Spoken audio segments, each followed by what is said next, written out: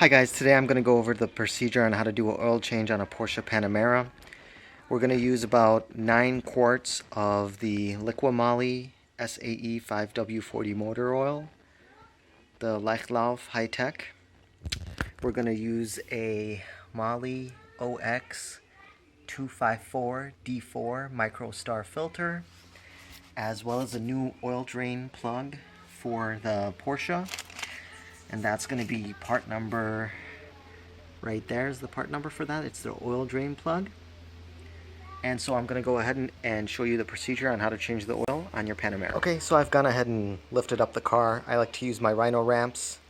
I always place some sort of towel or rig underneath the Rhino ramp to ensure that it doesn't slide around when I'm trying to lift the car up onto it. So once we have the car on the Rhino ramps, we're going to look underneath of the vehicle. And we have to remove this under paneling here. So we have to remove these screws here. As you can see, there's one right there. We have to remove those to actually go ahead and get the item removed. And it's a star bit, which I believe is a Torx. Okay guys, these are the way the screws look. They're actually a T25. And we're going to go ahead and remove them all so we can get this under panel removed. As you go around the perimeter of the under panel, you'll see that they pop up in certain areas. You'll just want to remove them. It's pretty self-explanatory. They go all the way on the bottom of the vehicle, and you'll just go ahead and remove them. Okay guys, now I have the cover off. I just want to show you how it goes in. This is basically how the item goes in. And then once you look at the vehicle from the bottom, that's how it's going to look like. So it's not too hard. Once you get that off, then pretty much you're ready to go ahead and start the oil change process. The next step is to remove these 13mm bolts so that you can go ahead and have better access to the oil filter reservoir.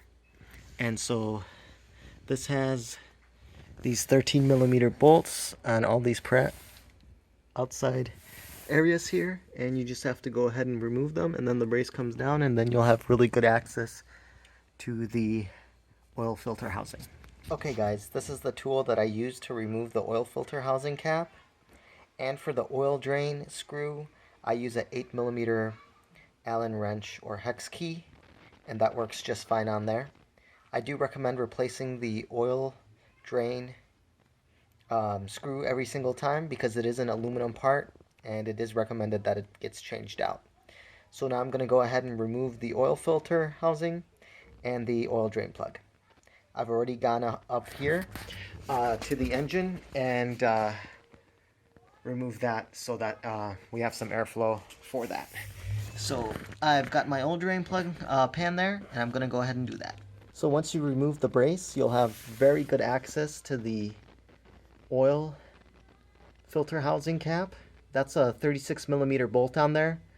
I bought a special tool from CRT Tools that'll allow me to remove that easily. And then once I do that, I can go ahead and drain the oil. That's going to be the oil drain plug right there.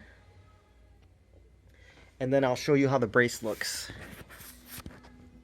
So that's just the underneath of the vehicle, and then this is the brace. And there are the 7 13mm bolts that you removed.